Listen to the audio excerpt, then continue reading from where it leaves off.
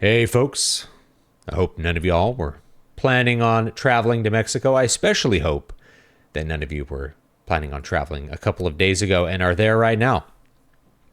Instead of traveling, you can stay home and listen to the sweet sounds of Dusk Eternal, my best of 2025 album of my improvisational music, so you can check that out.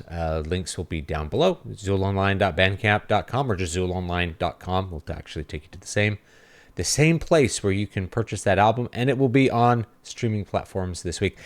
Anyway, Mexico. I felt like this sort of event, this conflict between cartels and the government, or maybe cartels and other cartels, breaking into warlike violence was an inevitability. It's one of the reasons that I've stayed away from Mexico over the last couple of years. I haven't traveled there in quite some time.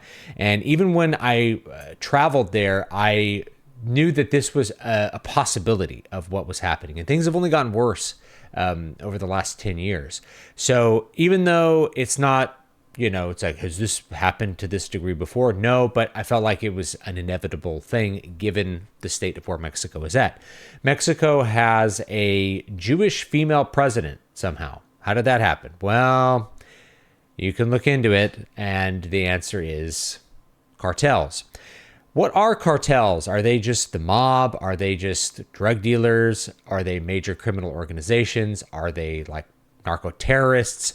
What's the classification for cartels? I find this a really interesting subject to think about because so much of our mindset for the way the world works is stuck in this maybe 19th century or early 20th century view of an international stage controlled by sovereign nation states.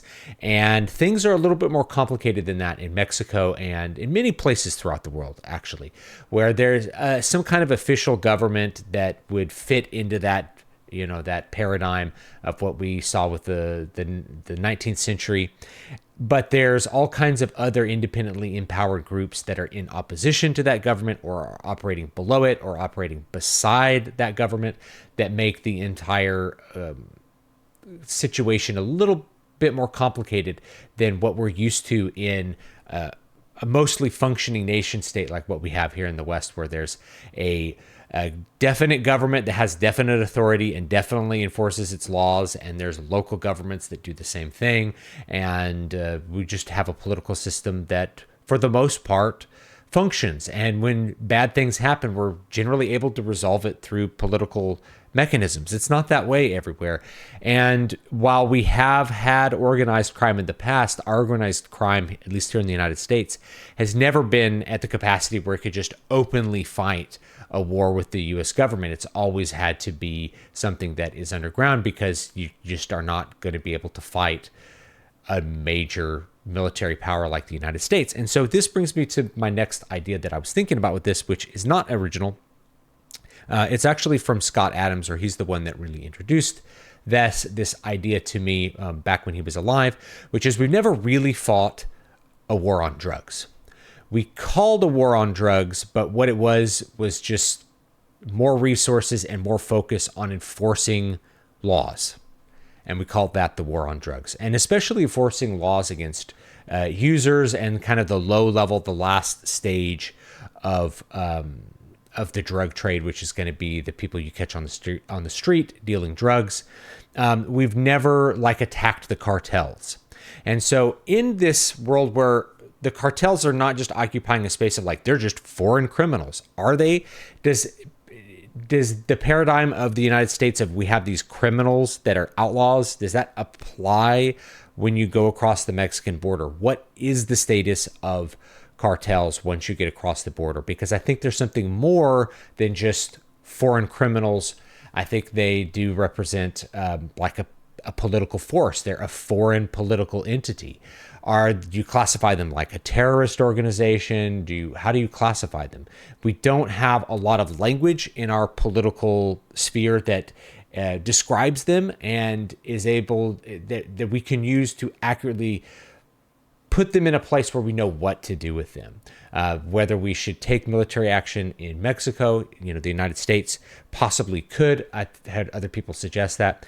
When I think about Scott Adams mentioning that, Scott Adams did have skin in the game in this. He had a stepson who died of he was a fentanyl addict, I think, and may have died of an overdose. Either way, he suffered greatly because of drugs being available. And so one of the things you have to think about, as a libertarian, or like maybe, more libertarian leaning, let's say, there's big process costs to having strong drug enforcement. But at the same time, I also recognize that there's major second order effects to having a lot of drugs in your society. And those second order effects, we have to decide if you're going to tolerate those second order effects. And the second order effects also occur not just here, but they create these cartels outside of the United States. So how you approach drug policy, to what degree you want drugs to be legal or illegal, and how that affects these sort of para-governmental organizations outside of the US and especially Mexico, is something that I think we need to consider. And I'm not going to give answers for it today because I haven't considered this is going to be the solution. But it is interesting that we've never really considered actually fighting a war on drugs. Really until pretty recently, where we've, kind of publicly blown up drug boats. When I say we, I mean, the United States government. Obviously, I didn't blow up the boats. We is not a good verb, or not a good pronoun there. But, the United States government has blown up drug boats. So they're treating them as foreign combatants, as agents of a foreign government intruding upon the sovereignty of the United States. And that, I think, Trump has slowly been kind of setting up a mental space where people can think like that, but I don't really have the language that I've seen that accurately describes this. Like, we have cartelism. Like, what is a cartel? Is it just like the mob? I think we have to develop language to really put these things in its place in order to enable some sort of action to combat the supply issue of drugs.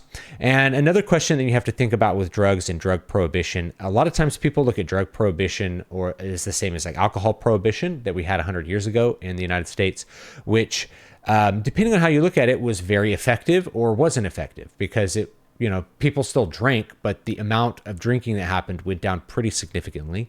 And you also had the mob, but even after you legalized drinking, organized crime didn't disappear. They just shifted what they were doing. They just figured out how to operate in different other illicit spaces, whether it was gambling or it was drug trafficking or going out to Las Vegas, and running Las Vegas for a couple of decades.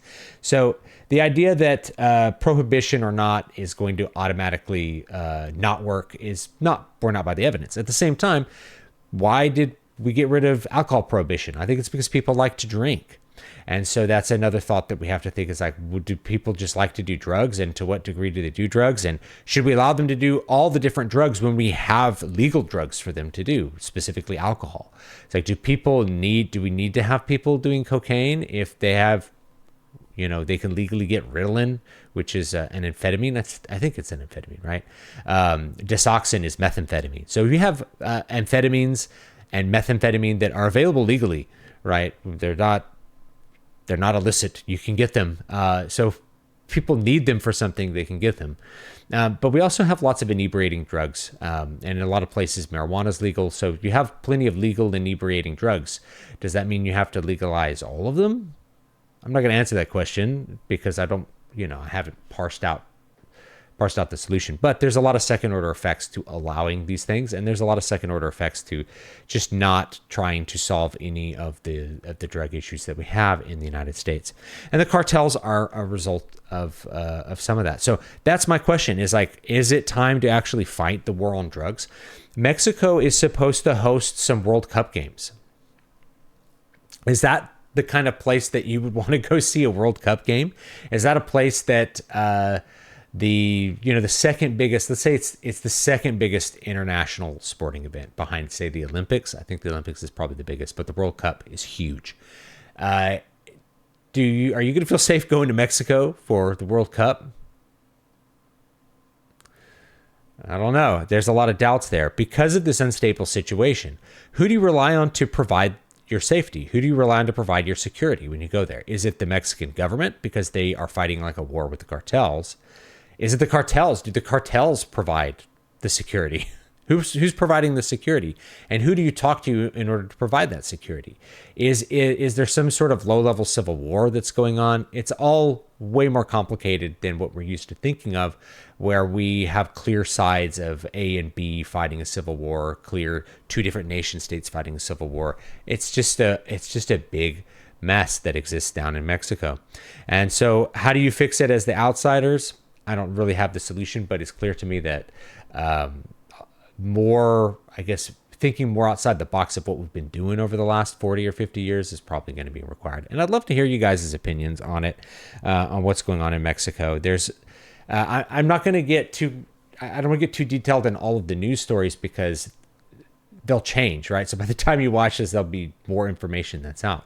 Just more thinking about the general, I guess, the general political situation in Mexico and how that affects the security here in the United States, because the fact is that these paragovernmental organizations are doing things across the border. They are bringing in substance, bringing in poison that poisons our people, so they are poisoning our people. They are doing creating negative and bad things for our people. And what should the response be? Anyway, I'd love to hear your thoughts, and I will see you all next time. Have a great day. Oh, yes. And there's the album cover again. So you can check that out, and I will see you all next time.